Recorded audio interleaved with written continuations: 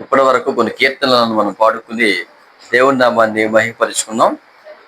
తిరిగి దేవుడు మనకి ఇచ్చినటువంటి పరిశుద్ధ లేఖనాలలోనికి మనం వెళ్లే ముందుగా ప్రార్థన చేసుకుని లేఖనాల్లోనికి ప్రవేశిద్దాం. ప్రార్థన చేసుకుందాం.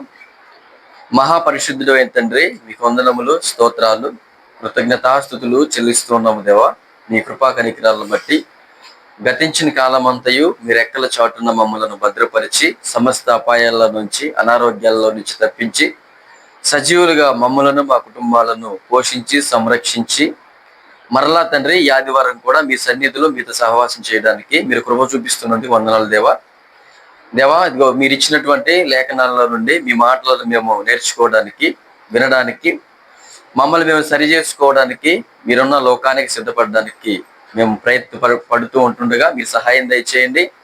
మీరు మాతో ఉండండి. లేఖనాల్లో ఉన్నటువంటి సత్యాలను మీరే అధ్యక్షుడిగా, మా తండ్రిగా మీ ఆత్మశక్తి చేత మాకు బోధించి మమ్మల్ని అందరినూ, మా హృదయాలను మీ వైపు త్రిప్పుకొనమని వేడుకుంటూ, కూడి వచ్చిన మా అందరినీ మీ దయగల హస్తాలకు అప్పచెప్పుకుంటూ మా ప్రభువును రక్షకుడైన యేసుక్రీస్తు వారి పరిశుద్ధమైన నామమున ఈ ప్రార్థన అడిగి వేడుకొనిచున్నాము తండ్రి, ఆమేన్.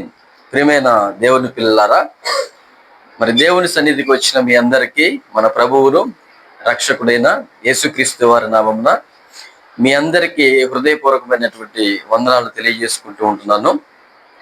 మరి దేవుడు ఎప్పటిలాగానే తన కృపను విస్తరింపజేసి మరలా క్షేమంగా ఆయన సన్నిధులు ఈ విధంగా మనల్ని సమకూర్చిన ఆ దేవాది దేవునికి మనం ఎల్లప్పుడూ కూడా కృతజ్ఞులమై మన జీవితకాలం అంతయు కృతజ్ఞతాస్తుతులు చెల్లింపబద్ధులమై ఉన్నామని మీకు మరొకసారి జ్ఞాపకం చేస్తూ ఉంటున్నాను.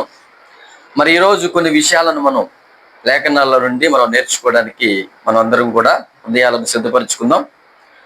మరి మనందరం కూడా తెలుసు 2020, 2021 ఆ యొక్క పరిస్థితుల మధ్య ఆ కరోనా లాంటి వైరస్ మనుషులందరినీ ఎంతగా భయాభ్రాంతులకు గురి చేసిందో, అనేక మంది, కొన్ని లక్షల మంది మరి లోకాన్ని కూడా విడిచిపెట్టి వెళ్ళిపోయినటువంటి పరిస్థితులు మనందరికి కూడా తెలుసు. కాబట్టి ఆ కరోనా లాంటి వైరస్లు, ఆ తెగుళ్ళు అసలు ఎందుకు వస్తున్నాయి, దీని పట్ల, దీని వెనక దేవుని ప్రమేయం ఉందా లేదా, అలాంటివి నివారించబడాలేనంటే మనుషులుగా మనం ఏం చేయాలి, ఎలాగూ బ్రతకాలి అన్న ఆలోచనలు లేఖనాల్లో నుండి మనం కొన్నిటిని తెలుసుకుంటూ ముందుకు వెళ్ళడానికి ప్రయత్నించేద్దాం. ముందుగా మనం మరి దేవుడు ఈ తెగుళ్ళు, ఈ కరోనా లాంటి మరి మనుషులను నిర్మూలన చేయడానికి, మనుషులను ఈ భూమి మీద నుండి తీసివేయబడడానికి ఈ భూమి మీదకి వస్తున్నటువంటి ఇలాంటి తెగుళ్ళు వెనక దేవుని యొక్క ఆలోచన అనేది అసలు ఉందా లేదా అన్న ఆలోచనను మనం మొదటిగా ఆలోచన చేసుకుంటూ ముందుకు వెళదాం. ముందుగా ఒక వాక్య భాగాన్ని చదువుకుందాం. కీర్తనల గ్రంథము 46వ అధ్యాయము 8వ వచనాన్ని మనం చదువుకోగలిగితే, యెహోవా చేసిన కార్యములు వచ్చి చూడుడి, ఆయనే భూమి మీద నాశనములు కలగజేయువాడు. ఆయన చేసే కార్యాలు మనుషులమైన మనకు ఎంత మేలుకరంగా ఉంటాయో, ఆయన పిల్లలుగా ఈ భూమి మీద సమస్తాన్ని మనకు అనుగ్రహించినప్పటికీ కూడా ఆయన ఉన్నాడని, ఆయనకు భయపడి బ్రతకాలని, మనలో ఉన్న అపవిత్రతను తీసివేసుకోకుండా దేవునికి కోపం రప్పించే విధంగా ఒకవేళ మనం అలాగే బ్రతుకుతూ ఉంటే ఆయన చేసే కార్యాలు ఎంతో గొప్పవో మనం చూడడానికి, వినడానికి గొప్పగా ఉంటాయో, చూడడానికి ఎంత ఇంపుగా ఉంటాయో, అదే విధంగా ఆయన అంటున్నాడు, ఆయనే భూమి మీద నాశనములు కలగజేయువాడు. అంటే భూమి మీద ఒక నాశనం వచ్చిందంటే, ఒక తెగులు వచ్చిందంటే, ఇలాగ అనేక విధాలుగా మనుషులను నిర్మూలన చేయడానికి, నాశనం చేయడానికి ఎవరి ద్వారా ఆ నాశనాలు వస్తాయి, కలుగు చేయబడతాయి అని మనం చదువుకుంటున్నామంటే, దేవుడే భూమి మీద నాశనములు కలుగజేయువాడు. దేవునిని మనం ఎప్పుడూ కూడా ఒక పక్క నుంచే చూస్తూ ఉంటాం. ఆయన ప్రేమమయుడు అండి, ఆయన దయామయుడు, ఆయన కరుణామయుడు, జాలి కలిగిన వాడు కాదంట్లా. తేడా వచ్చినప్పుడు ఆయన ఎంత ఉగ్రుడుగా అయిపోతాడో ఆ విషయాలు కూడా లేఖనాల్లో రాయబడి ఉంటే అవి కూడా మనం తెలుసుకోవాలి. ఏమంటే మనం ఏదన్నా ఒక యూట్యూబ్లో ఒక వీడియో మనం అప్లోడ్ చేసామనుకోండి, దేవుడు మిమ్మల్ని కరుణిస్తాడు, దేవుడు మిమ్మల్ని ఆదరిస్తాడు, దేవుడు మిమ్మల్ని ఆశీర్వదిస్తాడు అన్న ఒక వీడియో మనం పెట్టామనుకోండి, ఒక షార్ట్ వీడియో, వెంటనే దానిని చూసేవాళ్ళు, లైక్ చేసేవాళ్ళు చాలా మంది ఉంటారు. ఈ మధ్య మనం యూట్యూబ్ ఛానల్ పెట్టబట్టి ఇవన్నీ కూడా తెలుస్తున్నాయి. దేవుడు మిమ్మల్ని శిక్షిస్తాడు ఆయన మాట వినకపోతే అన్న వీడియోలు అప్లోడ్ చేయండి. చాలా తక్కువ వాటిని ఇష్టపడేవారు, వాటిని చూసేవాళ్ళు. అంటే మనుషులు దేనిని కోరుకుంటూ ఉంటారంటే ఒకవైపే దేవుడిని చూస్తూ ఎప్పుడు కూడా దేవుడు మాకు మంచిగా చేయాలి, ఎప్పుడు ఆశీర్వదిస్తానే ఉండాలి, ఆయన నుంచి మేము మేలులు పొందుకుంటూనే ఉండాలన్న ఈ ఆలోచనల వైపే మొగ్గు చూపుతూ ఉంటారు. కానీ దేవుని ఉగ్రత కూడా మన మీద చూపించడానికి అవకాశం ఉంది. ఆ ఉగ్రతను తప్పించుకోవడానికి మనం ఎలాగో బ్రతకాలన్న విషయాల మీద ఆలోచన కలిగి ఉండేవారు చాలా అరుదుగా కనపడతా ఉంటారు. అంటే ఏమి చేసినా సరే మాకు మేలే జరగాలి, ఆశీర్వాదకరంగానే మా కుటుంబం ఉండాలి. అంటే ఈ యొక్క భ్రమలో బ్రతికేవారు కోకొలలుగా మనుషులు మన మధ్య మనకు కనబడుతూ ఉంటారు. ఇంకా మనం ముందుకు వెళ్ళి చూడగలిగితే యోబు గ్రంథము 12వ అధ్యాయము 23వ వచనం చూడండి. జనములను విస్తరింపజేయును, నిర్మూలము చేయును. ఎవరు? దేవుడు జనములను విస్తరింపజేస్తాడు. ఏమంటే అదే విధంగా జనములను కూడా నిర్మూలం కూడా చేస్తాడు. భక్తి పరులైనటువంటి వారు దేవుని ఆత్మతో నింపబడి దేవునితో సహవాసం చేస్తూ దేవుని యొక్క ఆలోచనలను క్షుణ్ణంగా తెలుసుకున్నటువంటి భక్తులు రాస్తున్నటువంటి మాటలు ఇవన్నీ కూడా. జనములను ఆయన ఏం చేస్తాడు? విస్తరింపజేస్తాడు. విస్తరింపజేయటం ఎలాగో తెలుసు దేవుడికి, నిర్మూలం చేయటం కూడా తెలుసు.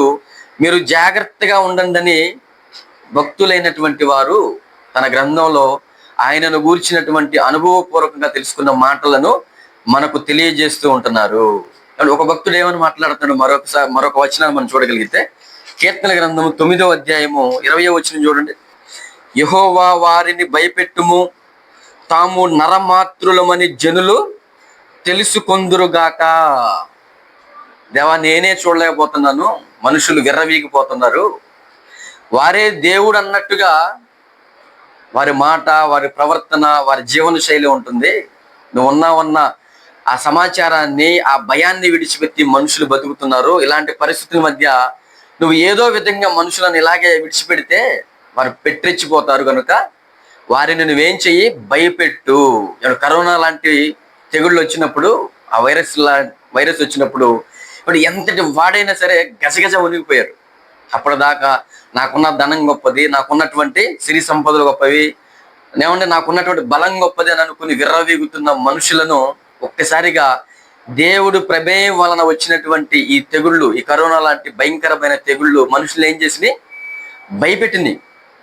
అంత మాత్రమే కాకుండా కింద అంటున్నాడు, తాము నరమాతృలమని జనులు తెలుసుకొందురుగాక. అని చాలా మందికి అర్థమైంది. ఏమని అర్థమైంది? మనము నరమాతృలము, మన వల్ల ఏవి కాదు, మనకున్న వాటి వలన మనకి ఎలాంటి మేలు జరగదు.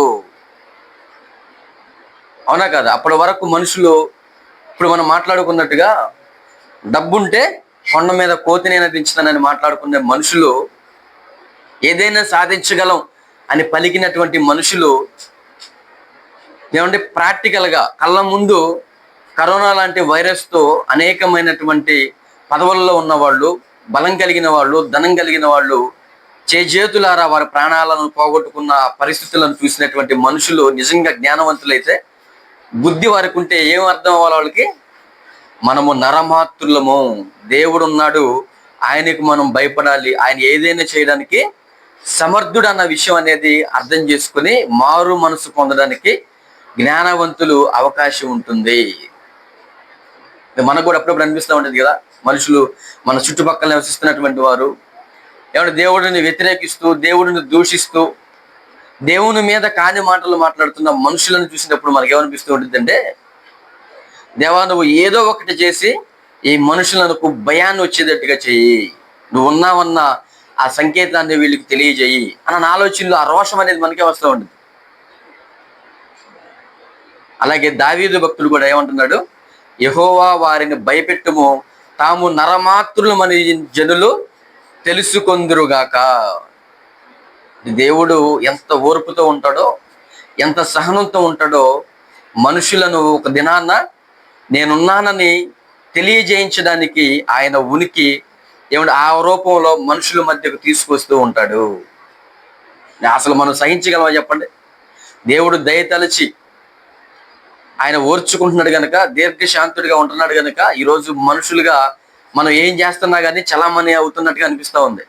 కానీ దేవుడు తన కన్నెర్ర చేస్తే, తన ఉగ్రతను చూపించాలన్న తన మనసు మార్చుకుంటే మనుషులు ఎవ్వరు కూడా అసలు నిలవలేరు. ఇర్మియా గ్రంథము 10వ అధ్యాయము 10వ వచనంలో, యెహోవాయే నిజమైన దేవుడు, ఆయనే జీవము గల దేవుడు, సదాకాలం ఆయనే రాజు, ఆయన ఉగ్రతకు భూమి కంపించును, జనములు ఆయన కోపమును సహింపలేవు.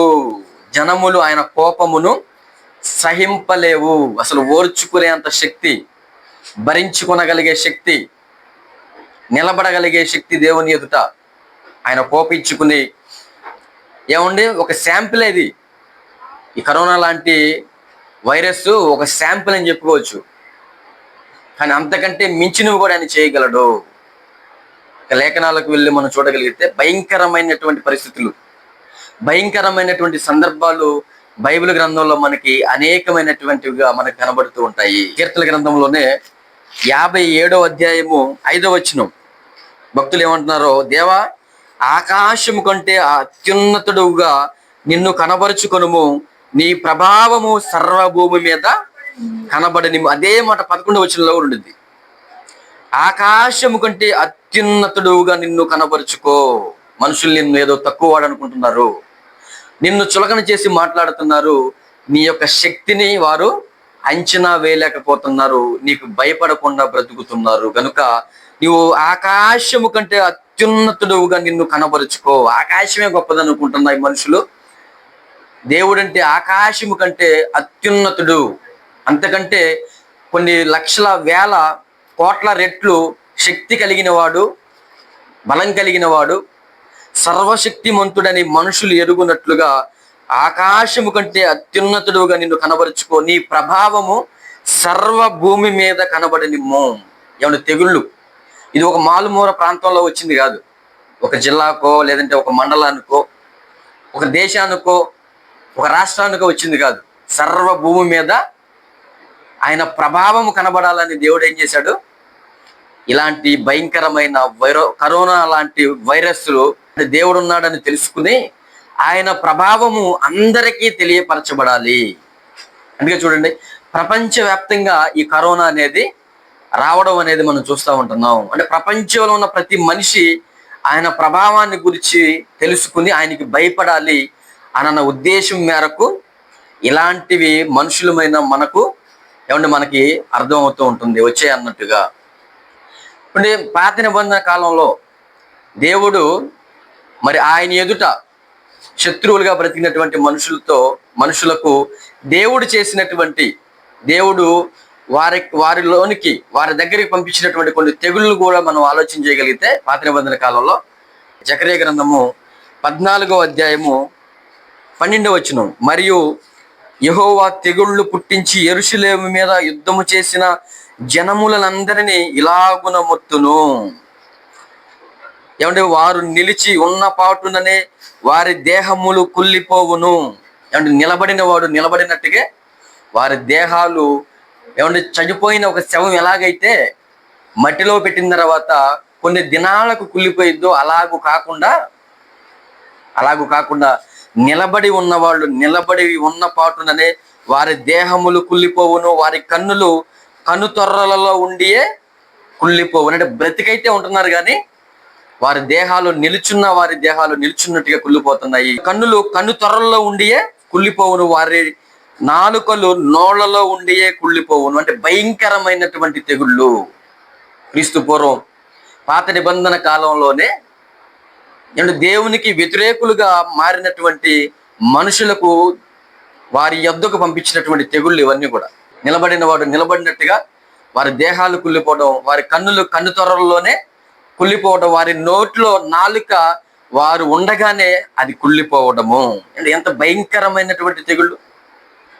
మనకు కొత్త ఏమో కానీ దేవుడికి కొత్త కాదు. ఇవన్నీ కూడా మనుషుల దగ్గరికి పంపించి మనుషులను హతం చేయడానికి. కొన్ని మనకు తెలియకపోవచ్చు. ఏదంటే కరోనా వచ్చేసింది, ఎప్పుడు మేము చూడలేదండి ఇలాంటి భయంకరమైన పరిస్థితి అనేది మనం చెప్పుకుంటున్నాం. కానీ దేవునికి అది కొత్త ఏం కాదు. దేవుని మాట విననటువంటి మనుషుల మధ్యకు దేవుడు ఏమంటే పూర్వకాలంలోనే భయంకరమైనటువంటి తెగుళ్ళు పంపించినట్టుగా పరిశుద్ధ గ్రంథంలో మనం చూస్తూ ఉంటున్నాము.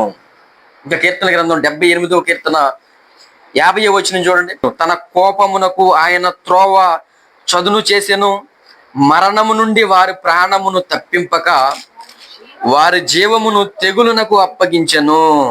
ఆయన కోపానికి ఆయన ఏం చేశాడంట? త్రోవను చదును చేశాడు.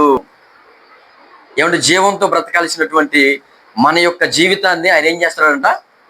ఆయనకు కోపం రప్పించే విధంగా మనుషులు బ్రతికినప్పుడు వారి జీవాన్ని తెగులునకు అప్పగిస్తున్నాడు. అంటే ఏదో విధంగా తెగులు వచ్చి మనుషులు ఏమండి నిర్మూలం అయిపోవాలి, నాశనం అయిపోవాలి అన్న ఆలోచన కూడా దేవుడు కలిగి ఉంటున్నాడు, దేవుడు కలిగి ఉన్నాడన్న ఆ విషయం అనేది మనకి ఇక్కడ అర్థమవుతూ ఉంటుంది. యేసుక్రీస్తు వారు రెండవ రాకడకు ముందు కూడా ప్రభు చెప్పిన మాట, ఇప్పుడు తెగుళ్ళు మీకు వస్తాయి అన్న మాట కూడా మనకు కనపడుతూ ఉంటుంది. లోకసువార్త 21వ అధ్యాయము 11వ వచనం చూడండి. అక్కడక్కడ గొప్ప భూకంపములు కలుగును, తెగుళ్ళును కరువులను తటస్థించును. అంటే తెగుళ్ళును కరువులను తటస్థించును అంటే రాకడకు ముందు తెగుళ్ళు కూడా వస్తాయి. ఆశ్చర్యపోవాల్సిన విషయం కాదు. బైబిల్ తెలియని వాళ్ళు, దేవుడు అంటే ఏందో ఎరగని వారు తెగుళ్ళు రాగానే ఆశ్చర్యపోతారేమో కానీ మనం మాత్రం ఏమనుకోవాలి తెలుసా? క్రీస్తు రాకడ సమీపంగా ఉంది కనుక ఇవన్నీ కూడా, ఈ తెగుళ్ళు లాంటి, కరోనా లాంటి తెగుళ్ళు అనేవి మన మధ్యకు వస్తున్నాయి. అందుకే ఎప్పుడు లోకస్తులు కలవరపడినట్టుగా, భయపడినట్టుగా మనం ఎప్పుడు భయపడకూడదు. ధైర్యంగా ఉండాలి. క్రీస్తు రాకడకు ముందు జరిగేటటువంటి పరిస్థితులు ఇవన్నీ కూడా. అంటే మరలా ఈ మధ్య కాలంలో కరోనా మరలా వ్యాప్తి చెందుతుంది, దాని సూచనలు ఇవి అని వార్తల్లో మనం ప్రజెంట్ ఇప్పుడు మనం చూస్తూ ఉంటున్నాం. ఏపీలో కూడా కొన్ని కేసులు వచ్చినాయని, మహారాష్ట్రలో, కర్ణాటకలో విస్తృతంగా వ్యాప్తి చెందుతుంది, మీరు జాగ్రత్తగా ఉండండి మనకు అధికారులు తెలియపరుస్తూ ఉంటున్నారు. కాబట్టి ఇవన్నీ కూడా లోకానికి కొత్త ఏమో కానీ దేవుని పిల్లలుగా ఆయన గ్రంథాన్ని చదివినటువంటి, తెలుసుకున్నటువంటి మనకు మాత్రం కొత్త కాదు. ఆయన మాట వినని మనుషుల మధ్యకి దేవుడు ఇలాంటివన్నీ కూడా తీసుకుని వస్తూనే ఉంటాడు. ఇవి దేవుని ప్రమేయం వలన జరుగుతున్నవే. దేవుడు మాట మనిషి వినలేదు కనుక ఏమండి, మనుషులను నేనున్నానని దేవుడు తన్ను తెలియపరుచుకోవడానికి ఇవన్నీ కూడా దేవుడు మన మధ్యకు తీసుకుని వస్తున్నాడని లేఖనాలు మనకు బోధిస్తూ ఉంటున్నాయి. ఇక విలాప వాక్యములు 1వ అధ్యాయము 20వ వచనం చూడండి. యెహోవా దృష్టించుము, నాకు ఇబ్బంది కలిగను, నా అంతరంగము క్షోభిల్లుచున్నది, నేను చేసిన గొప్ప ద్రోహమును బట్టి నా గుండె నా లోపల కొట్టుకొనుచున్నది, వీధులలో ఖడ్గము జన నష్టము చేయుచున్నది, ఇండ్లలో నానా మరణకర వ్యాధులు ఉన్నవి. ఇండ్లలో నానా మరణకర వ్యాధులు ఎందుకున్నా ఏం చెప్పుకుంటున్నారు వాళ్ళు? పై వచనాల్లో నేను చేసిన గొప్ప ద్రోహమును బట్టి అంటున్నాడు. మనుషులు ఎప్పుడైతే దేవుని ఎదుట ద్రోహులుగా ఉంటారో, ఏమండి పాపులుగా వారు ఉంటారో, అప్పుడు వారి ఇండ్లలో నానా మరణకర వ్యాధులు ఉన్నవి అని వారు తెలుసుకొనగలిగారు. ఎప్పుడు దేవుణ్ణి దూషించడం కాదు, మనం చేసినటువంటి పనులను బట్టి మనకి రోగాలు సంక్రమించవచ్చు, లేదంటే తెగుళ్ళు రావచ్చు, లేకపోతే మరొకటి శ్రమ శోధన రావచ్చు అన్న ఈ కోణంలో మనుషులమైన మనం ఇప్పుడు కూడా ఆలోచన చేసుకుంటూ ముందుకు వెళ్ళాలి. మనిషి ఎలా అంటాడంటే, ఏదైనా ఒకటి రాగానే దేవుడు నాకేంటి ఇలా చేస్తున్నాడు, దేవుడు అన్యాయం చేస్తున్నాడు, దేవుడు నన్ను విడిచిపెట్టేశాడు. చూసారా, భక్తులైనటువంటి వారు ఏమని వారిని గురించి వారు మాట్లాడుకుంటున్నారు? ఇబ్బంది వచ్చినప్పుడు, మరణకరమైన వ్యాధులు వారి ఇళ్లలోనికి వచ్చినప్పుడు ఏమని వారు మాట్లాడుకుంటున్నారంటే, మేము చేసినటువంటి గొప్ప ద్రోహములను బట్టి ఇవన్నీ కూడా మాకు సంక్రమిస్తున్నాయి. ఇది సరైనటువంటి ఆన్సర్, సరైనటువంటి ఆలోచించే విధానము. ఎందుకంటే తెగుళ్ళు అంటే ఈ భూమి మీద తీసుకురావడానికి ఏమిటో దూతలు సిద్ధంగా ఉన్నట్టుగా మనకు లేఖనాల్లో కనబడతాం. ప్రకటన గ్రంథము 15వ అధ్యాయము 1వ వచనం. మరియు ఆశ్చర్యకరమైన మరి ఒక గొప్ప సూచన పరలోకమందు చూచి తిని, అదేమనగా 7 తెగుళ్ళు చేత పట్టుకుని ఉన్న 7 దూతలు. ఏమంటే 7 తెగుళ్ళు చేత పట్టుకుని ఉన్న 7 దూతలు. అంటే తెగుళ్ళు భూమి మీద పంపించడానికి దూతలను దేవుడు ఏం చేశాడు? సిద్ధం చేశాడు.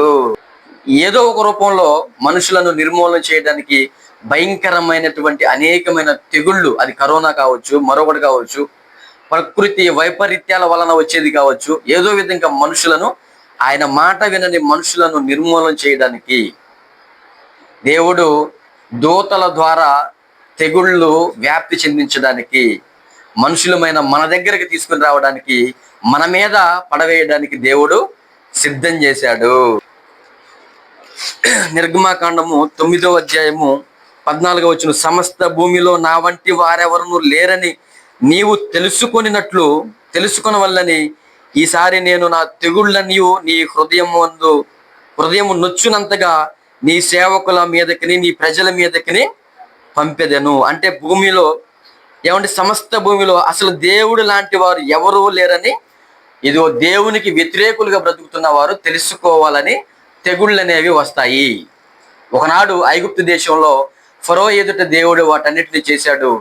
ఏమంటే ఇప్పటికి కూడా ఆయన మాట వినని మనుషుల మధ్యకు తెగులు రావడానికి దేవుని లాంటి వారు ఎవరూ లేరని మనుషులందరూ తెలుసుకోవాలని, ఆయనకి భయపడాలని, ఆయన ఉన్నాడని, ఆయన సమస్తము చూస్తున్నాడని, పాపానికి శిక్ష వేస్తాడన్న ఆలోచన మనుషులందరూ తెలుసుకోవడం కోసం దేవుడు తన ప్రభావంతో మనుషులందరినీ తెలుసుకోవడానికి, ఆయనకు భయపడడానికి ఇలాంటి తెగుళ్ళన్నీ కూడా తీసుకుని వస్తాడు.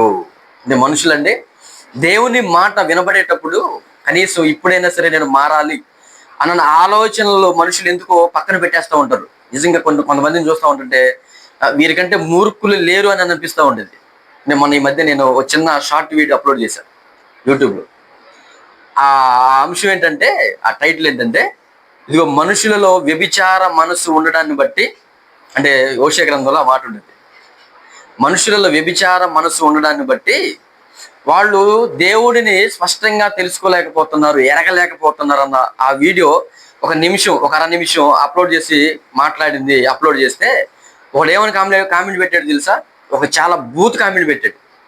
ఏమంటే అసలు ఆ మనిషి ఆ మాటలు విన్నప్పుడు తన హృదయంలో అవును కదా, నన్ను నేను మార్చుకోవాలి కదా, ఈ లోక స్నేహాలు, లోక సంబంధమైన ఆలోచనలు, పాప సంబంధమైన ఆలోచనలు నాలో ఉండడాన్ని బట్టి దేవునికి నేను లోబడలేకపోతున్నాను, దేవుడి చిత్తాన్ని ఎరగలేకపోతున్నాను, దేవుడు ఎవరో తెలుసుకోలేని ఆ గుడ్డితనం అనేది నాలో ఉంది అని తనను తాను మార్చుకోవాల్సిన బదులు అప్పటికే తనలో గూడు కట్టుకుపోయి ఉన్నటువంటి ఆ పాప సంబంధమైన విషయాన్ని మరలా బయటికి కక్కుతున్నాడు. అంటే స్వీకరించే మనస్సు లేనటువంటి మనిషి.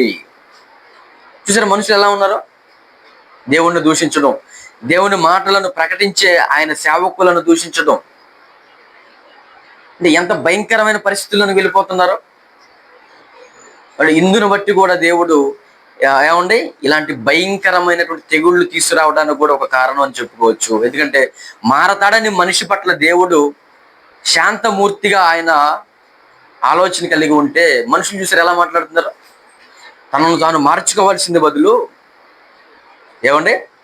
తృణీకరించే, ద్వేషించేటటువంటి మనసులతో ఈరోజు మనుషులు బ్రతుకుతూ ఉంటున్నారు. అందుకే లేవికాండంలో దీనికి సంబంధించిన ఒక మాట మనకు కనబడుతూ ఉంటుంది. లేవికాండం 26వ అధ్యాయము 14వ వచనం చూడండి. మీరు నా మాటలు వినక నా ఆజ్ఞలను అనుసరింపక నా కట్టడలను నిరాకరించిన ఎడల, నా ఆజ్ఞలన్నిటిని అనుసరింపక నా నిబంధనలను మీరునట్లు మీరు నా తీర్పుల విషయమై అసహించుకుని ఎడల, చేసినటువంటి పాపానికి ప్రతిఫలంగా దేవుడు తీర్పు తీరుస్తూ, ఇదిగో మీరు ఇలాగ ఉండకూడదు, మిమ్మల్ని మీరు మార్చుకోవాలని కొన్ని సంకేతాలు, కొన్ని తెగుళ్ళు, కొన్ని విపత్తులు వారి మధ్యకు తీసుకుని వస్తుంటే వారు దేవుడు చేస్తున్నటువంటి ఈ యొక్క తీర్పుల విషయమై వారు ఏం చేస్తున్నారంట? అసహించుకుంటున్నారు. ఇలా అసహించుకునే మనుషులతో దేవుడు అంటున్నాడు 16వ వచనం, నేను మీకు చేయనుదేమనగా మీ కన్నులను క్షీణింపజేయనట్టు, ప్రాణమును ఆయాసపరుచునట్టు, తాప జ్వరమును క్షయరోగమును మీ మీదకి రప్పించదను. ఇలాగో నేను చేస్తున్నటువంటి ఈ పనులను బట్టి మీ మేలు కోరి మిమ్మల్ని బాగుపరచడానికి కొన్ని మీ మధ్యకు తీసుకుని వస్తుంటే వారు ఏం చేస్తున్నారంట? నిరాకరిస్తున్నారు, నా నిబంధనను మీరుతున్నారు, నా తీర్పుల విషయమై అసహించుకుంటున్నారు. కాబట్టి నేను చేసేది ఏమనగా మీ కన్నులను క్షీణింపజేసేటటువంటి, ప్రాణమును ఆయాసపరిచేటటువంటి తాప జ్వరమును, క్షయ రోగమును మీ మీద, అంటే రోగాలు, భయంకరమైనటువంటి జ్వరాలు. ఏమంటే కరోనా వైరస్ కూడా ప్రాముఖ్యమైనటువంటి లక్షణం ఏముంది, సూచన ఏంటి? జ్వరమే కదా. భయంకరమైనటువంటి తీవ్రమైనటువంటి జ్వరం. ఇవన్నీ కూడా క్షయరోగమును మీ ఎదుట తీసుకుని వస్తాను, మీ మీదకి రప్పిస్తాను అంటున్నాడు. అంటే ఆయన ఒకటి మన మధ్యకు మనం గుణపరచడానికి ఒకటి తీసుకుని వస్తున్నప్పుడు, మనుషులు గుణపరచబడడానికి తమ మనసులను సిద్ధపరచుకోకుండా ఎలా ఉన్నారంట? నిరాకరిస్తున్నారు, ఆయన తీర్పులను వ్యతిరేకిస్తున్నారు, ఆయన నిబంధనను త్రోసి వేస్తున్నారు. అందుకని దేవుడు వారి మీదకి భయంకరమైనటువంటి రోగాలను మీ మీదకి రప్పిస్తాను అంటున్నాడు. కాండము 26వ అధ్యాయం 17వ వచనంలో ఏమంటున్నాడు చూడండి. నేను మీకు పగవాడనగుదును. అంటే దేవుడే మనుషులమైన మనకు ఏమవుతాడంట? శత్రువు అయిపోతాడు. అంటే దేవుడే మనకు శత్రువు అయిపోయాడు అనుకోండి, అసలు మనం భూమి మీద బ్రతకగలమా? అలాంటి పరిస్థితి మన దాకా మనం తీసుకుని రాకూడదు. మన జీవితాలలో అలాంటిది మనం చేయకూడదు. ఆ పరిస్థితి మనకు రాకూడదు. ఆయన మనకు పగవాడైపోతే అసలు మన పరిస్థితి ఎలాంటి పరిస్థితి మధ్యకి వెళ్ళిపోయింది? దేవుడు మనల్ని గుణపరచుకోవడానికి కొన్నిటి మన మధ్యకి తీసుకుని వచ్చేటప్పుడు మనం ఆయనకి ఏమవ్వాలి? లోబడాలి, భయపడాలి, మనల్ని మనం మార్చుకోవడానికి ప్రయత్నం చేయాలి తప్ప అప్పటికి కూడా మనం ఒకవేళ తిరుగుబాటు చేస్తే దేవుడు అంటున్నాడు, నేను మీకు పగవాడనగుదును. అంటే ఎంత భయంకరంగా ఉందన్నమాట.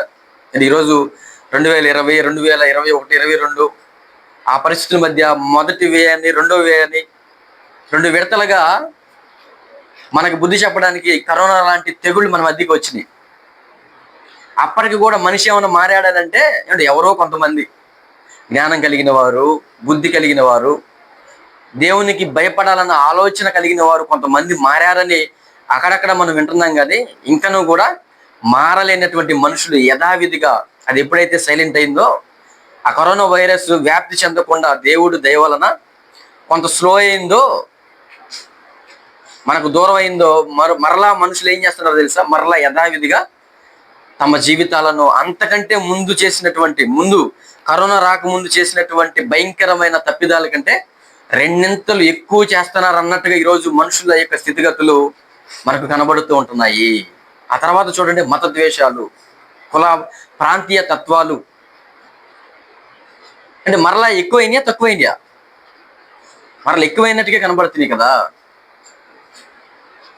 అంటే మతాల మధ్య చిచ్చు పెట్టడం, మతాలను రెచ్చగొట్టుకోవడం, మా మతం గొప్పది, మా మతం గొప్పది, మీరెక్కడ వారు, మా ప్రాంతానికి చెందిన వారు కారు, మీ దేవుడు ఫలానా దేశానికి సంబంధించిన వాడు. దేశానికో దేవుడు, రాష్ట్రానికో దేవుడు, గ్రామానికో దేవుడు ఉండడన్న ఆ కనీస జ్ఞానం లేనటువంటి బుద్ధిహీనులు సమాజంలో తిరుగుతూ ఉంటారు. వారిని చూస్తుంటే అసలు జాలిపడాలా లేకపోతే ఏమనాలా కూడా తెలియదు. సర్వ సృష్టిని కలిగించింది ఒక దేవుడే. దేవుడు ఒక్కడే, మనందరికి ఆయన తండ్రి, మనం అందరం ఆయన పిల్లలము. ఆయనకు ఒక మతం, ఒక ప్రాంతం, ఒక కులం, ఇలాంటివి భేదాభిప్రాయాలు లేనివాడు దేవుడు. అలాంటి మనస్సులు కలిగి బ్రతుకుతున్నవాడే నిజమైన దేవుడిని తెలుసుకున్నవాడు, నిజంగా దేవుడిని ఎరిగినటువంటి వాడు. అంటే ఈ జ్ఞానం కూడా తెలియకుండా లేనటువంటి మనుషులు భక్తి గురించి మాట్లాడుతూ ఉంటారు, రెచ్చగొడుతూ ఉంటారు. అంటే ఏం మారారు మనుషులు? మారలేదన్నట్టుగానే మనుషులు కనబడుతూ ఉంటున్నారు. కరోనా వైరస్ కొన్ని లక్షల మందిని నేలమట్టం చేసిన, మట్టిపాలు చేసిన, శేషంగా బ్రతికినటువంటి మనం, అవి చూసినటువంటి మనం, ఆ చావులు చూసినటువంటి మనం సంపూర్ణంగా మారి మన దేవునికి విధేయులుగా ఉండాల్సినటువంటి మనుషులు ఈరోజు మరలా భేదాభిప్రాయాలు కలిగి జీవిస్తున్నవారు, ఒకరి మీద ఒకరు హెచ్చించుకుంటూ, నేను గొప్పవాడిని, నువ్వు గొప్పవాడివి, నువ్వు తక్కువవాడివి. చూసారా ఏం మారారు చెప్పండి? ఇవన్నీ చూస్తున్నప్పుడు మారనట్టుగానే మనుషులు కనబడుతూ ఉంటున్నారు. కరోనా వచ్చి మనకేమో నేర్పించిందో తెలుసా? మనకున్న వాటి వలన మనం బ్రతకడానికి అవకాశం లేదు. దేవుడు దయ ఉంటేనే ఈ భూమి మీద బ్రతకగలం అన్న ఆ స్పష్టత అనేది, ఆ క్లారిటీ అనేది మనకు వచ్చేసింది. ఇంకా మూర్ఖంగా ఉండేవాడికి, ఆలోచన లేకుండా బ్రతికేవాడికి, మనోనేత్రాలు గుడ్డితనంతో చేయబడిన వారికి అర్థం కాలేదేమో కానీ బుద్ధిగా ఆలోచించే వారికి, జ్ఞానంగా ఆలోచించే వారికి ఏమర్థమైందంటే ఏమంటే చూడండి, జెఫన్యా గ్రంథం 1వ అధ్యాయము 18వ వచనం, యెహోవా ఉగ్రత దినమున తమ వెండి బంగారములు వారిని తప్పింపలేకపోవును. దేవుడు ఉగ్రత దినం మన మధ్యకి వస్తే, కరోనా లాంటి భయంకరమైన తెగుళ్ళు లాంటివి మన మధ్యకి వస్తే మన వెండి బంగారములు ఏం చేస్తాయంట? వారిని తప్పింపలేకపోవును. చాలా మంది కొన్ని చోట్ల జరిగినటువంటి సందర్భాలు విన్నప్పుడు చాలా ఆశ్చర్యం అనిపిస్తూ ఉంది. నాకు చాలా ఆస్తి ఉందండి, చాలా పొలం ఉంది, చాలా ధనం ఉంది, నన్ను కానీ బ్రతికిస్తే నాకున్న దాంట్లో సగం ఇచ్చేస్తా, మీరు ఎక్కడి నుంచి తీసుకొస్తారో తీసుకురండి డాక్టర్లు అని 2 చేతులు ఎత్తి దండం పెట్టి మొత్తుకున్నా సరే బ్రతకలేనటువంటి పరిస్థితులు చాలా మంది జీవితాలు. అయినా మరణించారు. అంటే అప్పటి వరకు ఏమనుకున్నారు? నాకు ఏదైనా వస్తే, నాకు వెండి ఉంది, నాకు బంగారం ఉంది, నాకు పొలం ఉంది, నాకు అది ఉంది, ఇది ఉంది, అన్నిటికంటే గొప్ప హాస్పిటల్ ఎక్కడుందో, అవసరం అంటే దుబాయ్ వెళ్తా, సింగపూర్ వెళ్తా, ఎక్కడెక్కడ ఏ నాణ్యమైన చికిత్స దొరికింది అక్కడికి వెళ్ళిపోతా, ఎందుకంటే నాకు అంత ఉంది కనుక అన్నది ఎన్నో ఆలోచనలతో ఉన్నటువంటి మనుషులకు దేవుడు ఎలాంటి గుణపాఠం తీసుకుని వచ్చాడు? ఆ డబ్బుతో గుణపడలేనటువంటి రోగాన్ని మీకు తీసుకొస్తేనే కానీ మీకు ఖచ్చితంగా బుద్ధి రాదు అనుకున్నాడేమో తెలియదు కానీ దేవుడు అలాంటి రోగమే తీసుకొచ్చాడు. చాలా మంది పేదవాళ్ళు కరోనా బారిన పడిన తర్వాత సరైనటువంటి వైద్యం వారికి అందకపోయినా సరే మరలా సజీవులుగా వారి జీవితాన్ని భూమి మీద ఉంచుకోగలిగారు. అది ఎలా జరిగింది అంటే దేవుడు దయ వలన జరిగింది. అదంతా కూడా అన్నీ ఉన్నవాడు, పదవుల్లో ఉన్నవాడు, ఐశ్వర్యవంతుడని పిలబడినవాడు, దేవుని ఉగ్రత దినమున వారి వెండి బంగారములు వారిని తప్పించలేకపోవునన్న ఈ మాటలు వారి పట్ల ఖచ్చితంగా దేవుడు నెరవేర్చాడు. ఇప్పుడు దేవుడు మాటల ప్రకారం జరగడం అనేది ఖచ్చితంగా జరుగుతుంది. అది కొంచెం లేట్ అవ్వచ్చు, దానికి సమయం సందర్భాన్ని దేవుడు కనిపెట్టి చూసి ఆయన మాటల్లో ఏమి రాయించాడో అది ఖచ్చితంగా దేవుడు నెరవేరుస్తాడు అనడానికి ఒక గుర్తు కరోనా లాంటి వైరస్లు వచ్చినప్పుడు పేదవాళ్ళు బ్రతికారు, ధనవంతులు మట్టిలో కలిసిపోయారు. చూసారా ఖచ్చితంగా ఎలా నెరవేరింది ఆ మాట? ఖచ్చితంగా ఎలా నెరవేరింది? ఇంకా ఇర్మీయా గ్రంథము 30వ అధ్యాయము 12వ వచనం చూడండి. యెహోవా ఇలాగూ సెలవిచ్చుచున్నాడు, నీ వ్యాధి ఘోరమైనది, నీ గాయము బాధాకరమైనది, నీ పాపములు విస్తరింపగా శత్రువు కొట్టినట్టు నీ గొప్ప దోషమును బట్టి నేను నీకు కఠిన శిక్ష చేసి నిన్ను గాయపరిచి ఉన్నాను. కాగా నీ పక్షమున వ్యాజ్యమాడెవడను లేడు, నీ గాయములకు చికిత్స చేయదగిన మందు నీకు లేదు. నీ పాపాలు విస్తరించినప్పుడు, నేను కలగజేసుకుంటే నేనేం చేయాలో అది చేయాలనుకున్నప్పుడు, నీ గాయాలకు, నీకు వచ్చినటువంటి ఆ యొక్క జబ్బుకు, ఆ యొక్క వ్యాధికి చికిత్స దొరకదు, ఆ మెడిసిన్ నీకు ఉండదు అన్నట్టుగా కనబడతలేదు ఆ మాటలు చూడండి. ఇంకా మనం చూడగలిగితే ద్వితీయోపదేశకాండము 28వ అధ్యాయము 58వ వచనం నుండి మనం చూడగలిగితే, నీవు జాగ్రత్త పడి ఈ గ్రంథంలో రాయబడిన ఈ ధర్మశాస్త్ర వాక్యములన్నిటిని అనుసరించి గైకొనుచు నీ దేవుడైన యెహోవాను ఆ మహిమగల భీకరమైన నామమునకు భయపడని ఎడలా. దేవుని మాట అంటే పెడచెవులు పెట్టి ఏముందలే, అలాగూ జరగదులే అని ఒకవేళ దేవుని మాటలను విస్మరిస్తూ ఆయనకి భయపడకపోతే అంటున్నాడు దేవుడు, యెహోవా నీకును నీ సంతతికిని ఆశ్చర్యకరమైన తెగుళ్ళను కలగజేయను. ఇలాగ కూడా జరిగిద్దా? ఇలాంటి వ్యాధి కూడా ఉండిద్దా? ఇలాగ కూడా మనం మరణిస్తామా అనేటటువంటి భయంకరమైన తెగుళ్ళు నీకు నేను కలగజేస్తాను. అవి దీర్ఘకాలముండు గొప్ప తెగుళ్ళు, చెడ్డ రోగములనై ఉండును. అంతటితో పోయిందని మనం అనుకుంటున్నాం. కరోనా ఇప్పుడిప్పుడే మరలా ఏమవుతుంది? మరలా వ్యాప్తి చెందుతుంది. ఆయన మాట వినని మనిషి కోసం దేవుడు ఆశ్చర్యకరమైన తెగుళ్ళు తీసుకుని వస్తానంటున్నాడు. అవి దీర్ఘకాలముండు గొప్ప తెగుళ్ళు. దేవుడు దయవల్ల కొంతకాలం మన నుంచి దూరం అయిపోయింది అనుకుంటున్నాం, కానీ మరలా యథావిధిగా మనుషులు అదే విధంగా తమ ప్రవర్తన మార్చుకోకుండా ఉంటే అవి దీర్ఘకాలం ఉండేటట్టుగా చేస్తాడు అవసరమైతే. అవి చెడ్డ రోగములై ఉంటాయి. నీవు భయపడిన ఐగుప్తు క్షయ వ్యాధులన్నిటిని ఆయన నీ మీదకి తెప్పించును, అవి నిన్ను వెంటాడును. చూసారా, అవి మనల్ని వెంటాడుతే అవసరం అయితే పోయింది అనుకుంటానికి వీల్లేదు. అది ఏ వ్యాధి అయినా, అది ఏ రోగమైనా, అది ఏ తెగులైనా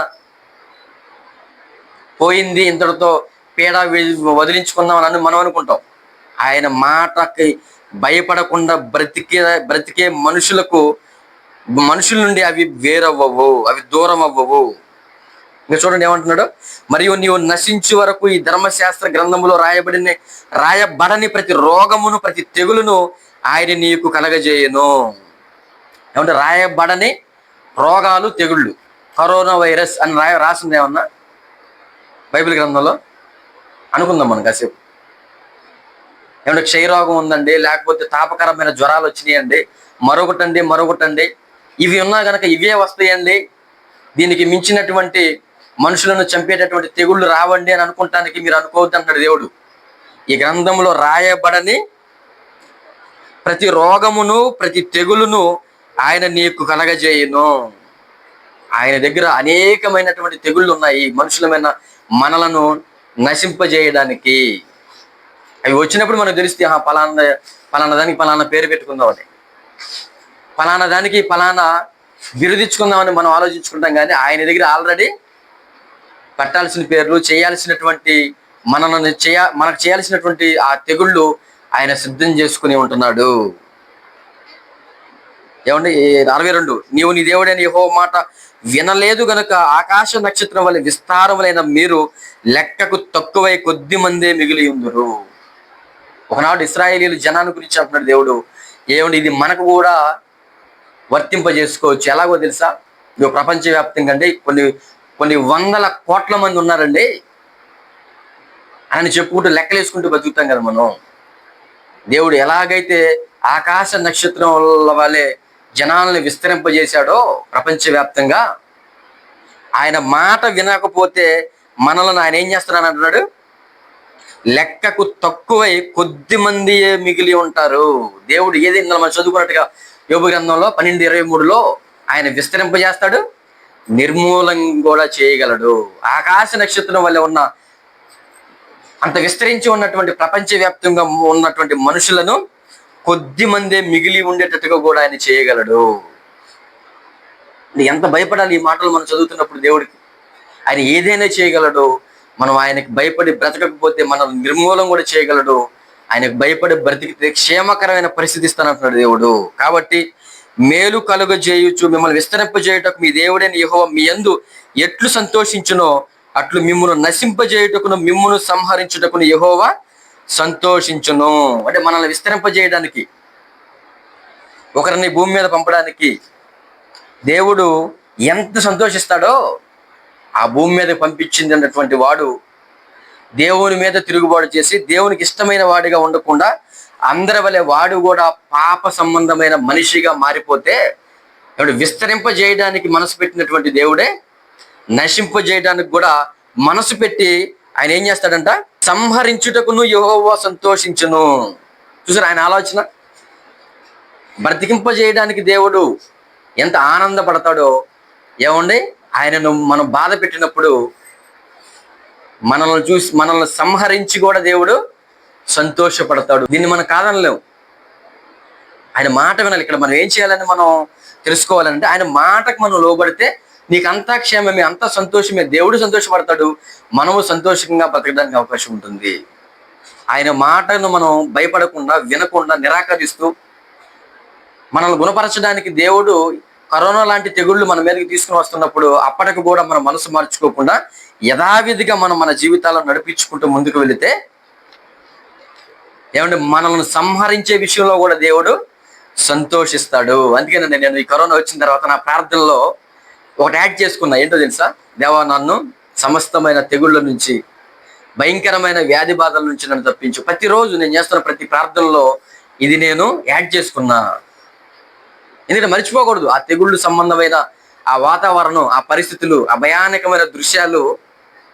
ఏమంటే మనం ఎప్పుడు కూడా మర్చిపోకూడదు. వాళ్ళలో నేను లేను గనుక, నన్ను ఉంచలేదు కనుక నీకు కృతజ్ఞుడై నేను బ్రతికేటటువంటి మనసు నాకు ఇవ్వు. ఎందుకంటే ఆయనకి భయపడకపోతే అప్పటికి కూడా ఏమంటే చాలా భయంకరమైన పరిస్థితుల్లోనికి మనం వెళ్ళిపోవడానికి అవకాశం అనేది ఉంటుంది. ఇంకా ఇర్మీయా గ్రంథంలో 9వ అధ్యాయం 21వ వచనం నుండి చూడగలిగితే, ఒకటి, వీధులలో పసిపిల్లలు లేకుండాను రాజమార్గములో యవ్వనులు లేకుండాను వారిని నాశనం చేయుటకై మరణము మన కిటికీలను ఎక్కుచున్నది, మన నగరులలో ప్రవేశించుచున్నది. అంటే మనుషులు ఇంటిలో ఉంటే బతికిపోతాం అని అనుకునే ఆలోచనలు ఎక్కువ కదా, అంతేనా? మనం మరణించాలని దేవుడు అనుకుంటే, మనం తీసివేయాలని అనుకుంటే, ఇంటిలో ఉన్నా సరే మనం భూమి మీద నుంచి వెళ్ళిపోయే అవకాశాలు ఉంటాయి. ఇది చాలా మంది విశ్వసించరు. మరణాన్ని తప్పించుకోవడం కోసం ఏమంటే ప్రయాణాలు చేయమాకండి, పనుల దగ్గరికి వెళ్ళమాకండి, అక్కడికి వెళ్ళొద్దు ఇక్కడికి వెళ్ళొద్దు అనే మాటలు చెప్పుకుంటూ ఉంటారు మనుషులు. పనుల దగ్గరికి వెళితే ప్రమాదశాత్తు చచ్చిపోతాం, ఏమంటే ప్రయాణాలు చేస్తే ప్రయాణంలో ఒకవేళ మరణిస్తాం అని ఇంత మాత్రమే ఆలోచిస్తూ ఉంటారు మనుషులు. అందుకని దేవుడు ఏం చేశాడంటే కరోనా లాంటి భయంకరమైన తెగుళ్ళు రప్పించి, అంటే ఎక్కడ తీసుకుని వచ్చాడు దేవుడు ఆ తెగుళ్ళు? ఆ మరణాన్ని మన కిటికీల్లో నుంచి లోపలికి వచ్చే విధంగా, అంటే మన ఇంటిలోనికి తీసుకుని వచ్చేసాడు మరణం. యెహోవా వాక్కు ఇదే, నీవి మాట చెప్పుము, చాలా మీద పెంట పడినట్లు పంట కోయువాని వెనక పిడికిళ్ళు పడినట్లు ఎవడను సమకూర్చకుండా మనుషులు శవములు పడును, వాటిని కూర్చి వాడెవడును లేకపోవును. భయంకరమైనటువంటి పరిస్థితి కరోనాలో మనం చూసాం. మనుషుల శవములు ఎవడును సమకూర్చకుండా అయిపోయినాయి. సొంత వారే, సొంత భర్త చనిపోయినా, పిల్లలు చనిపోయినా, భార్య చనిపోయినా, తల్లిదండ్రులు చనిపోయినా సరే వారిని ముట్టుకోలేనటువంటి పరిస్థితులు. ఎవరో క్రేన్ తీసుకురావడం, ప్రభుత్వం వాళ్ళు, గవర్నమెంట్ వాళ్ళే దూరంగా మాస్కులు పెట్టుకుని అదొక యూనిఫామ్ లాగా వాళ్ళు వేసుకుని మనల్ని దూరం నుంచి చూడడం, మనల్ని చూపించడం. ఏమండి, ఏ సమయంలో తీసుకుని వచ్చేవాళ్ళు అంటే నడి రాత్రుల్లో తీసుకుని వచ్చేవాళ్ళు. ఆ శవాల్లో ఎవరికి తెలియకుండా ఆ శ్మశాన వాటిల్లోనికి తీసుకుని వెళ్ళిపోయి పూడ్చిపెట్టేవాళ్ళు, దహనం చేసేవాళ్ళు. కొంతమందిని అయితే ఎవరి శ్మశానమో ఎవరి ఊరు అక్కడ కూడా తీసుకురాల. కొన్ని దేశాల్లో కుక్కలను కానీ ఒక చోట చంపేసి గుంటలు తీసి పూడ్చిపెట్టేస్తారు, చూసావా? అలాగూ గుంటలు తీసి పూడ్చిపెట్టినటువంటి సందర్భాలు, కాల్చివేసినటువంటి సందర్భాలు. అదే అంటున్నాడు ఇక్కడ, ఎవడును సమకూర్చకుండా మనుషుల శవములు పడిపోతాయి, వాటిని కూర్చువాడెవడును లేకపోవను. భయంకరమైన పరిస్థితులు ఎదుర్కోవాలి ఆయన మాట మనం వినకపోతే అనని. ఏమండి, ఈ మాటలు మనకి అర్థం అవట్లేదా? ఆయన మాట వినకపోతే మరణం అనేది మన కిటికీల దాకా వచ్చేసింది. మన శవాలు సమకూర్చేవాడు కూడా ఉండడు. ఎవడు కూడా వాటిని సమకూర్చడు. ఎన్నో ఊహలతో బ్రతికినటువంటి మనం, ఎన్నో సాధించాలి, ఏదో నేను గొప్పవాడిని అయిపోవాలని బ్రతుకుతున్నటువంటి మనం దేవుని మాటకు పెడచెవిన పెట్టినప్పుడు మన జీవితాలు ఎలాంటి పరిస్థితుల మధ్యకి వెళ్ళిపోతాయి కూడా అర్థం కాని పరిస్థితులు. ఇంకా మనం కొన్ని విషయాలు మనం చూడగలిగితే వీటికి అసలు పరిష్కారం ఏంటి అన్న కోణంలో మనం ఆలోచించేద్దాం. అంటే ఇప్పటి వరకు దేవుడు తన కోపాన్ని ఎలాగూ కనపరచగలడో, ఆయన మాటకు భయపడకపోతే, ఆయన మాట వినకపోతే ఎలాగూ మనిషిని శిక్షించాలన్న ఆలోచన కలిగి ఉన్నాడో, మనల్ని ప్రేమించడమే కాదు శిక్షించడం కూడా దేవుడికి తెలుసు అన్న ఒక ఆలోచన మనం తెలుసుకునేను. అసలు దీనికి పరిష్కారం ఏంటి, ఏవి చేస్తే ఇలాంటి భయంకరమైన కరోనా లాంటి తెగుళ్ళ నుంచి మనం బయటపడడానికి అవకాశం ఉంటుంది అన్న ఆలోచన, దీనికి మందేంటి అన్నది లేఖనాలను బట్టి మనం ఆలోచించుకుంటూ ముందుకు వెళదాం. దినవృత్తాంతాల గ్రంథం, 2వ దినవృత్తాంతాల గ్రంథము 7వ అధ్యాయము 13-14 చూడండి. వాన కురియకుండా నేను ఆకాశమును మూసినప్పుడే గాని, దేశమును నాశనము చేయుటకు మిడతలను సెలవిచ్చినప్పుడే గాని, నా జనుల మీదకి తెగులు రప్పించినప్పుడే గాని, నా పేరు పెట్టబడిన నా జనులు తమ్మును తాము తగ్గించుకొని ప్రార్థన చేసి నన్ను వెతికి తమ చెడు మార్గములను విడిచిన ఎడల ఆకాశము నుండి నేను వారి ప్రార్థనను విని వారి పాపమును క్షమించి వారి దేశమును స్వస్థపరచుదును. చూసారు ఎంత క్లారిటీగా దేవుడు మాట్లాడుతున్నాడు. ఏదైనా ఒక తెగులు వారి మధ్యగా రప్పించినప్పుడు తమ్మును తాము వారు ఏం చేయాలంట, తగ్గించుకోవాలి. దానికి పరిష్కారం, దీనికి మంది ఏంటంటే ఇలాంటి తెగుళ్ళు మనలో నుంచి, మన దగ్గర నుంచి వెళ్ళిపోవాలి. ఈ తెగుళ్ళలో నుంచి మనం బయటపడాలంటే మనల్ని మనం తగ్గించుకోవాలి. నేను ఏ పాటిని దేవుడు ఉన్నాడని ఒప్పుకొని ఆయనకి భయపడుతూ ఆయన ఆజ్ఞలను అనుసరించి బ్రతకాలని ఆలోచన కలిగి ప్రాంతీయ భేదాలు, కుల భేదాలు, మత భేదాలు, నేను గొప్పవాడిని కాళ్ళు ఎగరేయకుండా తమ్మును తాము తగ్గించుకొని ప్రార్థన చేసి నన్ను వెతికి దేవుని ఎదుట ప్రార్థన చేసేవారిగా ఉంటాను. నన్ను క్షమించు, నేను పాపిని, నేను చేసినటువంటి పాప సంబంధమైన కార్యాలను బట్టి ఈ తెగుళ్ళు నాకు వచ్చాయని తమ్మును తాము తగ్గించుకుని ప్రార్థన చేసి ఏమండి తమ చెడు మార్గములను విడిచిన ఎడలా, ప్రాముఖ్యంగా ఏం చేయాలి? చెడు మార్గాలను విడిచిపెట్టాలి. ఆకాశం నుండి నేను వారి ప్రార్థనను వింటాను, వారి పాపములను క్షమించి వారి దేశమును స్వస్థపరుస్తాను. చూసారా, ఇలాంటి తగ్గింపు కలిగిన జీవితాలు, నన్ను క్షమించు ప్రభువా నేను ప్రార్థన చేసేటటువంటి మనుషులు చెడు మార్గాలను విడిచిపెట్టాలి. నేను చేసిన చెడును బట్టే కదా దేవుడు ఇలాంటి తెగుళ్ళు తీసుకుని వస్తున్నాడన్న ఆలోచన ఎరిగి మనుషులు ఎప్పుడైతే దేవుని ఎదుట ఈ ఒప్పుకోలనేది ఒప్పుకుంటారో, తమ పాపాలు క్షమించమని అడుగుతారో, వాటిని విడిచిపెడతారో, అప్పుడు వారి దేశాన్ని, అట్టి మనుషులను నేను స్వస్థపరుస్తాను అంటున్నాడు దేవుడు. తెగుళ్ళకి, ఈ కరోనా వైరస్ లాంటి తెగుళ్ళకి చికిత్సకి మందేంటి? మన చెడు నడతను మనం విడిచిపెట్టడం, దేవుని ఎదుట మనల్ని మనం తగ్గించుకుని బ్రతకడం. ఇది చేస్తే మనుషులందరూ కూడా, ఇది తెలుసుకుంటే మనుషులందరూ కూడా కరోనా మరలా మన ఎద్దుకు రావడానికి అవకాశమే ఉండదు. లేకపోతే ఏమండి, మన దగ్గర అలాగే మనం మారకుండా అలాగే బ్రతుకుతూ ఉంటుంటే మరలా వచ్చే అవకాశాలు ఉంటాయి. టెస్ట్ను బట్టి, ఏ టెస్ట్ చేస్తే దానికి తగినటువంటి మందులు ఇస్తే ఫలానా వ్యాధి రాదని మనకు తెలుసో, ఈ టెస్ట్ మనం చేసుకుంటే ఇలా నేను చేసిన ఈ పొరపాటును బట్టి నాకు ఇలా జరుగుతుందన్న ఈ టెస్ట్ మనల్ని మనం పరిశోధించుకుని చేసుకుంటే దేవుడు ఒక శాశ్వత కాల పరిష్కారంగా, ఒక ఔషధంగా దేవుడు అంటున్నాడు, ఇదిగో నేను మీకు ఆ తెగులును లో నుంచి మిమ్మల్ని బయటకు తీసుకుని వచ్చి మిమ్మల్ని స్వస్థపరుస్తాను.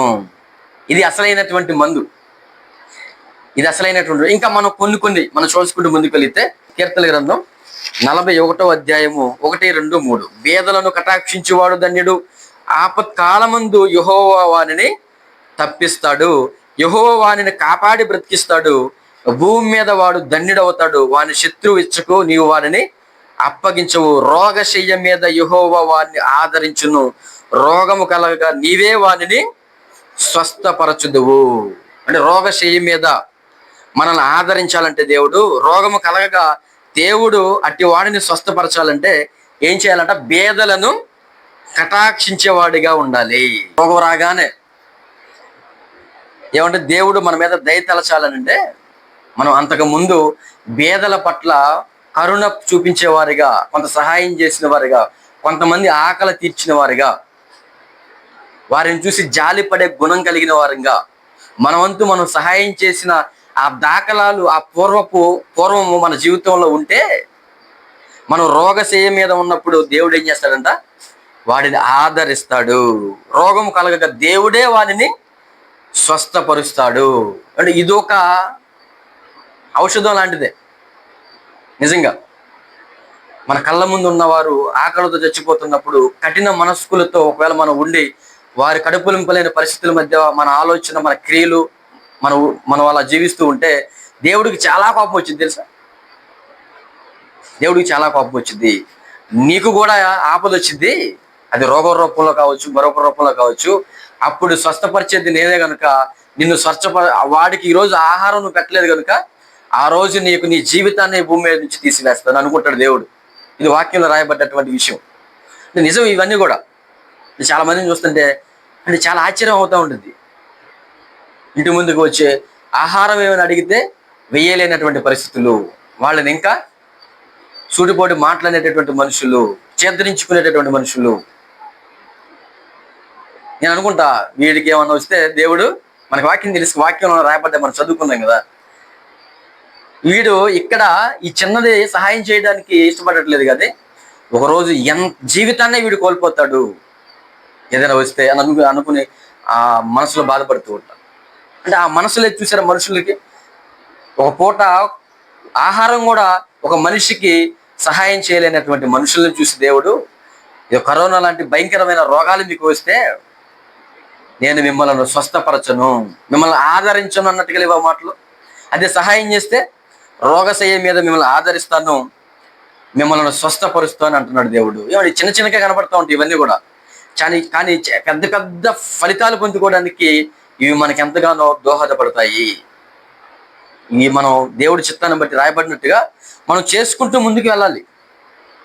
ఇంకా యెహెజ్కేలు గ్రంథం 16వ అధ్యాయము 49 వచ్చిన చూడండి. పెళ్ళైన సొదొమ చేసిన దోషం ఏదనగా దానికిని దాని కుమార్తెలకును కలిగిన గర్వమును ఆహార సమృద్ధియును నిర్విచారమైన సుఖస్థితియు అనునదియే. ఒక సుఖస్థితి, ఒక ఆహార సమృద్ధి, నిర్విచారమైనటువంటి మనసు పరిస్థితి వారికి ఇవ్వగానే వాళ్ళు ఏమైపోయారంట? పాపులుగా అయిపోయారు, దోషులుగా మారిపోయారు. అది దీనులకును దరిద్రులకును సహాయము చేయకుండాను. అంటే దీనులకు దరిద్రులకు సహాయం చేయకపోవడమే వారు చేసినటువంటి దోషము అంటున్నాడు దేవుడు. పాపం అనగానే మనం అనుకుంటాం ఏదో మనం చేస్తేనే, ఏదంటే ఒక వ్యభిచారం లేకపోతే దొంగతనం లేదా నరహత్య అనుకుంటాం మనం. ఇక్కడ దేవుడు ఏమంటే దీనులకు దరిద్రులకు నువ్వు సహాయం చేయలేదు కనుక నా ఎదుట నువ్వు పాప చేసిన వాడిగా దోషిగా కనబడుతున్నావు. ఎందుకంటే మనకు నచ్చినట్టుగా మనకు తోచినట్టుగా అది పాపం, ఇది పాపం కాదు. మనం ఇచ్చే డెఫినేషన్స్ వేరుగా ఉంటాయి. దేవుడు ఇచ్చే డెఫినేషన్స్ ఏంటో మనం తెలుసుకోవాలి. దేవుడిస్తున్న నిర్వచనం ఏంటంటే దీనులకు దరిద్రులకు నువ్వు సహాయం చేయలేదు కనుక నువ్వు నా ఎదుట దోషిగా కనబడుతున్నావు అంటున్నాడు దేవుడు. అంటే ఇవన్నీ కూడా ఏమంటే మనం ఈ భయంకరమైనటువంటి తెగుళ్ళు బారిన పడినా, ఒకవేళ పడకుండా ఉండడానికి, ఒకవేళ పడినా దానిలో నుంచి బయటపడడానికి ఏమంటే ఒక సమాధాన జవాబు ఏంటంటే, పరిష్కారం ఏంటంటే, ఔషధం ఏంటంటే, మందు లాంటివి ఏంటంటే, ఒకటి ఆయన మాటను అనుసరించి బ్రతకాలి. ఇందులో మనం చదువుకున్నట్టుగా ఆయన మనలో ఉన్న చెడుతనాన్ని విడిచిపెట్టేసేసి మనం ఆయన ఎదుట ఒప్పుకుని మనం జీవించగలిగితే మనల్ని ఆయన క్షమిస్తాడు, ఆ తెగుళ్ళు మనలో నుంచి తీసివేస్తాడు. రెండవది ఇదిగో ఇలాంటి దీనులకు దరిద్రులకు సహాయం చేయాలి, పేదలను మనం ఆదుకోవాలి. అప్పుడు అలాంటి భయంకరమైన పరిస్థితుల్లో నుంచి దేవుడు మనల్ని తప్పించి రక్షిస్తాడు. ఆయన ఎదుట మనం దోషులుగా పరిగణించబడకుండా ఉండడానికి అవకాశం అనేది ఉంటుంది. ఇంకా మనందరికీ తెలిసిన మాట ఒకటి చూస్తూ మనం ముగించేసుకుందాం. యోనా గ్రంథం మనందరికీ కూడా తెలుసు కదా. 3వ అధ్యాయం 1 నుంచి 10వ వచనం వరకు చూసుకోగలిగితే, ఇదిగో నినివే పట్టణానికి దగ్గరికి వెళ్ళి నువ్వు దానికి నాశనం కలగబోతుంది అని ప్రకటించమని దేవుడు యోనా గారికి చెబుతాడు. మనందరికి కూడా తెలుసు. అలా యోనా వెళ్ళి ప్రకటిస్తున్న క్రమంలో వాళ్ళందరూ ఏం చేశారో మనందరికీ కూడా తెలుసు. యోనా గ్రంథం ఒకసారి తీసి చదువుకుందాం. యోనా గ్రంథము 3వ అధ్యాయము. ఈ నినివే వారు తమ చెడు నడతలను మానుకునగా వారు చేయుచున్న క్రియలను దేవుడు చూచి పశ్చాత్తాపుడై వారికి చేయుదునని తాను మాట ఇచ్చిన కీడు చేయక మానెను. మీకు కీడు చేస్తాను, మీ మీదకి నాశనాన్ని తీసుకుని వస్తున్నాను అని యోనా గారు వెళ్ళి దేవుని పక్షాన ప్రకటించినప్పుడు వారు ఏం చేశారు? తమను తాము తగ్గించుకున్నారు, తమ దుర్మార్గాలను విడిచిపెట్టారు, తమ చెడు నడతలను విడిచిపెట్టారు, దేవుని ఎదుట ప్రార్థించడం మొదలు పెట్టారు. ఏమంటే ఇలా చేయడాన్ని బట్టి దేవుడు ఏ కీడైతే వారికి చేస్తానని యోనా గారి చేత చెప్పించాడో, మారక ముందు ఆ కీడు వారి మీదకి రాకుండా ఏం చేశాడు? తప్పించాడు. ఈ కరోనా లాంటి తెగుళ్ళు మన మీదకి రాకుండా తప్పించబడాలంటే మనం చేయాల్సింది కూడా ఏంటి? మన చెడు నడతలను విడిచి మారు మనసు పొందాలి. దేవుని ఎదుట మనల్ని మనం తగ్గించుకుని నినివే పట్టణస్థుల వలె ఆయనను క్షమించమని ఎప్పుడైతే ప్రార్థిస్తామో, ఆయన ఎదుట మనం జీవిస్తామో, మన పాపాలు మనం ఒప్పుకుంటామో, అప్పుడు కరోనా కాదు ఇంకా ఏ తెగులు కూడా మన దరిదాపుల్లో కూడా దేవుడు రానివ్వడు. మనలో క్షేమకరమైన పరిస్థితి మనకు అనుగ్రహిస్తాడే తప్ప లేదు. ఎన్ని చేసినా ఎన్ని చూపిస్తున్న దేవుడు మారకుండా యథావిధిగా నేను ఒకవేళ అలాగే ఉంటానని మొండితనానికి ఒకవేళ మనుషులమైన మనం తిరిగితే ఈ పరిస్థితులు అనేవి ఏమంటే మన జీవిత కాలం అంతా కూడా వస్తూనే ఉంటాయి. దానికి అంతం లేదు. కాబట్టి ఏమంటే కారణాన్ని మనం తెలుసుకున్నాం, పరిష్కారాన్ని కూడా మనం తెలుసుకుంటున్నాం. కారణం ఏంటంటే ఆయన మాటకు భయపడకుండా బ్రతకడాన్ని బట్టి భయంకరమైనటువంటి తెగుళ్ళు, వ్యాధులు అనేక విధాలుగా మన దగ్గరికి రావడానికి దేవుడు అనుమతిస్తున్నాడు. అవి మనలో నుంచి దూరం అవ్వాలంటే మనం దేవునికి లోబడి విధేయులుగా బ్రతకడమే దీనికి సరైనటువంటి ఔషధము, పరిష్కారం అని లేఖనాలు మనకు బోధిస్తూ ఉంటున్నాయి. కనుక ఆ మాటలు విశ్వసిద్దాం. అలాగూ బ్రతికితే క్షేమకరమైన స్థితి మనకు కలుగుతుందని దేవుని మాటలను నమ్మి ముందుకు వెళదాం. ప్రార్థన చేసుకుందాం. పరిశుద్ధుడైన తండ్రి, మీకు వందనములు, స్తోత్రాలు. ఆయన మీ కృపా కనికరాలను బట్టి తండ్రి మరి మొదటిగా ఈ భూమి మీదకి మీరు పంపించినటువంటి కరోనా తెగులు లాంటి భయంకరమైన పరిస్థితుల మధ్య మేము గురి కాకుండా మమ్మల్ని మీరు ఎంతగానో క్షేమస్థితిని అనుగ్రహించారు, మమ్మల్ని బలపరిచారు. ఈ భూమి మీద బ్రతకడానికి ఇంకనూ అవకాశాన్ని మాకు కలిగించారు దేవా. ఆ తర్వాత రెండోసారి వచ్చింది, అప్పుడు కూడా మమ్మల్ని క్షేమస్థితికి తీసుకుని వచ్చారు. ఏ హాని మాకు సంభవించుకొని మీరు కాపాడారు తండ్రి. అయినా ఇప్పటి వరకు కూడా తండ్రి బతికి ఉన్నటువంటి మేము ఒక పరిపూర్ణమైనటువంటి భయం కలిగి మీ ఎదుట బ్రతకలేనటువంటి పరిస్థితులు తండ్రి, లేఖనాలను అనుసరించి బ్రతకలేనటువంటి పరిస్థితులు ఇంకా మాలో ఉన్నాయి దేవా. కనుక మీరు చేసినటువంటి ఆ కార్యాలను బట్టి మేము భయపడి బ్రతకాలని మాకు అర్థమవుతూ ఉంటుండగా ఇంకాను ఒక పరిపూర్ణమైన దశ లేనటువంటి పరిస్థితులు తండ్రి. కాబట్టి మమ్మల్ని మేము తెలుసుకుని మా జీవితాలను సంపూర్ణంగా మార్చుకుని మీ ఎదుట మీరు కోరుకున్నటువంటి జీవితాలు అనుసరించి బ్రతికే వరకు మేము జీవించే కృపను అనుగ్రహించండి. మరలా కరోనా వ్యాప్తి చెందుతుందని వింటున్నాం దేవా. మరి మీ చిత్తం ఏమై ఉందో మాకు తెలియదు కానీ తండ్రి, మేమైతే మాకు తెలిసింది ఒకటే దేవా, లేఖనాల్లో మాకు వినబడుతున్న మీ మాటలు అనుసరించి బ్రతకాలి, మీకు భయపడి బ్రతకాలి. ఈ భూమి మీద బతుకుతున్నామా చనిపోతున్నాం అన్నది పెద్ద విషయం కాదని మీ లేఖనాలు మాకు బోధిస్తున్నాయి. కనుక మరణించక ముందు తండ్రి మీకు భయపడి మీ లేఖనాలను అనుసరించి బ్రతికి మీరున్న లోకానికి సిద్ధపడాలి. ఆ సిద్ధపాటు కలిగినటువంటి మనసులతో మా జీవితాలను అట్టి ప్రవర్తనతో మేము బ్రతికితే తండ్రి మాకు క్షేమకరమైన పరిస్థితి మా మరణాంతరం మాకు జరుగుతుందని మీ లేఖనాలు బోధిస్తూ ఆ మాటలు విశ్వసించి ముందుకెళ్ళగలిగే స్థితి ఈ మాటలు వింటున్న ప్రతి ఒక్కరికి అనుగ్రహించండి. ఇక కూడిన మా అందరినీ మీ దయగల హస్తాలకు అప్పచెప్పుకుంటూ ఈరోజు మీ మాటలు మాకు వినిపించిన మీ అపారమైన ప్రేమను బట్టి, మీరు మాతో ఉండి నడిపించిన ఈ ఆరాధన బట్టి మీకు కృతజ్ఞతాస్తుతులు చెల్లించుకుంటూ మా ప్రభు అయిన క్రీస్తు నామమున ఈ ప్రార్థన అడిగి వేడుకొనుచున్నాము తండ్రి. ఆమేన్.